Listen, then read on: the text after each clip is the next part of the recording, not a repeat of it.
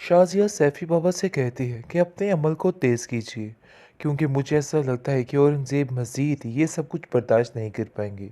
दूसरी तरफ नासिर भी काफ़ी परेशान हो चुका है और वो जान चुका है कि एक नंबर का करप्ट बंदा है और कहता है कि देखो ये हरकतें इधर नहीं चलेगी, बस कर दो और यहाँ से काम को रफा दफा करो और निकलने की करो, क्योंकि मुझे लगता है कि यहाँ पर मज़ीद रहना बिल्कुल गलत है, क्योंकि तुम सारी बात गुड्डी पर लेकर आ रहे हो और मैं ये बात बिल्कुल भी बर्दाश्त नहीं करूँगा।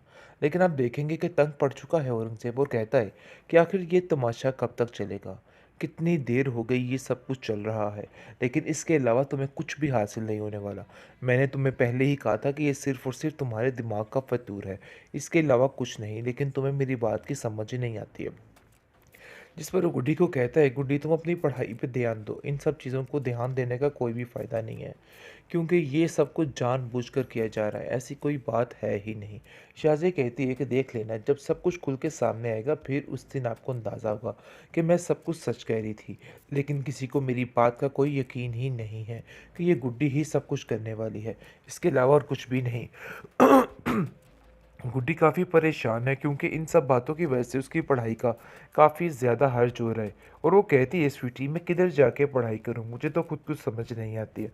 शाज़िया कहती है कि पहले घर के कामों की तरफ ध्यान दो, ये बात जहन में रखना, और अगर तुमने टॉप करने की या फिर कामयाब होने की बात सोची तो देखना तुम्हारा मैं क्या असर करती। गुड्डी काफ़ी ज़्यादा परेशान है कि वो आखिर क्या करे, क्योंकि उसको समझ ही नहीं आ रही है। शाज़िया कुछ कह रही है और औरंगज़ेब उसको कुछ कहने की कोशिश कर रहे हैं, लेकिन अब शाज़िया पीछे पड़ चुकी है बाबा के और कहती है कि जितनी जल्दी हो सके इस काम को रफा दफा कीजिए, क्योंकि मुझे लगता है कि ये काम जल्दी ही होना चाहिए।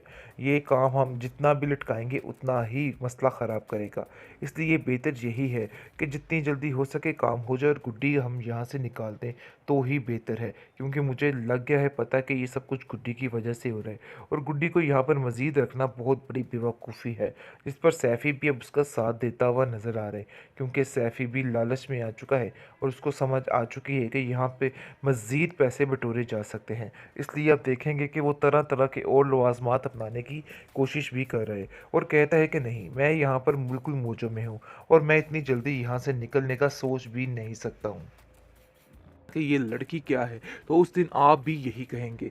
बहरहाल अभी तो आप देखेंगे कि काफ़ी ज़्यादा परेशान है वो खुद भी, क्योंकि उसके साथ आए दिन ऐसे-ऐसे हादसे पेश आ रहे हैं कि वो हैरान और परेशान हो रही है। लेकिन जहांगीर के सामने फिर भी अपनी बात को मनवा नहीं सकती, क्योंकि जहांगीर अभी भी ऐसा ही समझ रहा है कि ये सरासर झूठ बोल रही है।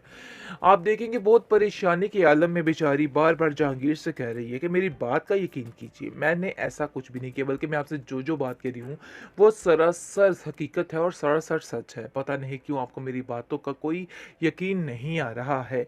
लेकिन शाज़िया की बात का कोई भी यकीन नहीं कर रहा। आए दिन शाज़िया की तबीयत बहुत ज़्यादा बिगड़ती जा रही है और नासिर इसको समझाता है कि आप ही मैं आपसे बस यही कहना चाहता हूँ कि आप गुड्डी के बारे में जो आपके दिल में है वो निकाल दें, क्योंकि जब तक ये बातें आप दिल में रखेंगी, मुझे नहीं लगता है कि आपका कुछ भी हो सकता है।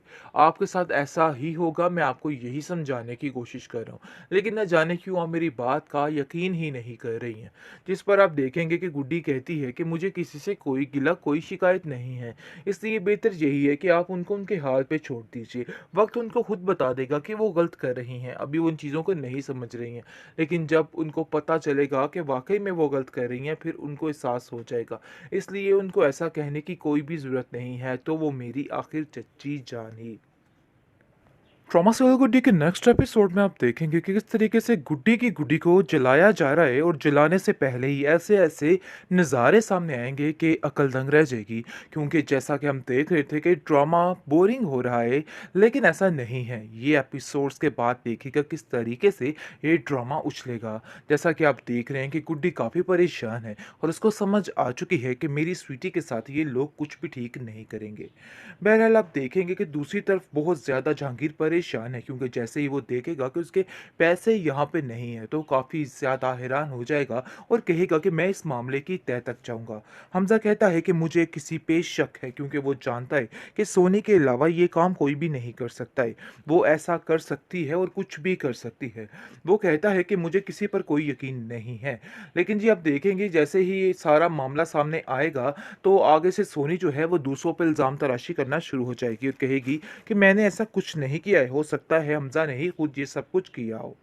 लेकिन शाज़िया जो है, शाज़िया के दिल को अभी भी ठंडक नहीं पड़ रही है, क्योंकि उसके साथ जितना बुरा होता जा रहा है, उन सब चीज़ों का गुस्सा वो सिर्फ़ और सिर्फ़ बेचारी गुड्डी पर ही उतार रही है। और ये बात बड़े अच्छे तरीके से एक स्वीटी भी देख रही है कि आखिर इस गुड्डी का क्या हाल इस घर में किया जा रहा है।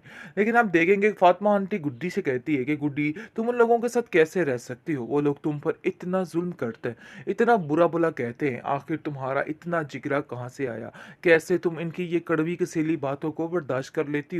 मुझे तो इस बात की समझ नहीं आती। जिस पर गुड्डी कहती है कि मेरे पास और कोई ठिकाना नहीं और कोई ऑप्शन नहीं है।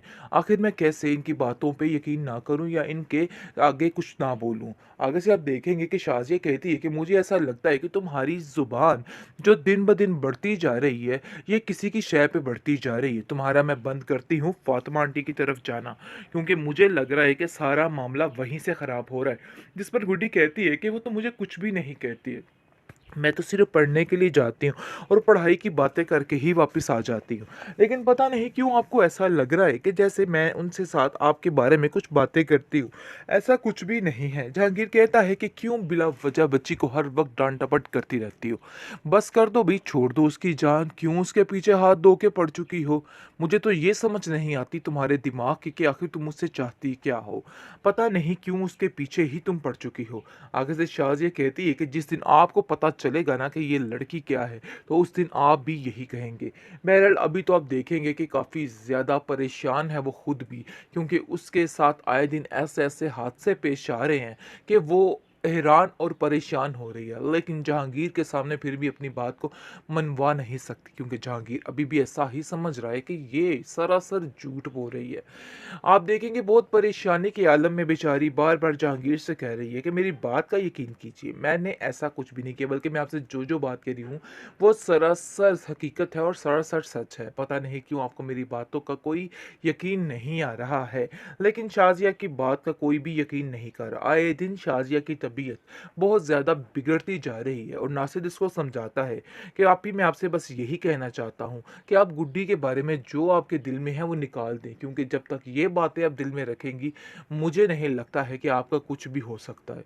आपके साथ ऐसा ही होगा, मैं आपको यही समझाने की कोशिश कर रहा हूँ। लेकिन न जाने क्यों आप मेरी बात का यकीन ही नहीं कर रही हैं। जिस पर आप देखेंगे कि गुड्डी कहती है कि मुझे किसी से कोई गिला, कोई शिकायत नहीं है। इसलिए बेहतर यही है कि आप उनको उनके हाल पे छोड़ दीजिए। वक़्त उनको खुद बता देगा कि वो गलत कर रही हैं। अभी वो इन चीज़ों को नहीं समझ रही हैं। लेकिन जब उनको पता चलेगा कि वाक़ई में वो गलत कर रही हैं, फिर उनको एहसास हो जाएगा। इसलिए उनको ऐसा कहने की कोई भी ज़रूरत नहीं है, तो वो मेरी आखिर चच्ची जान ही।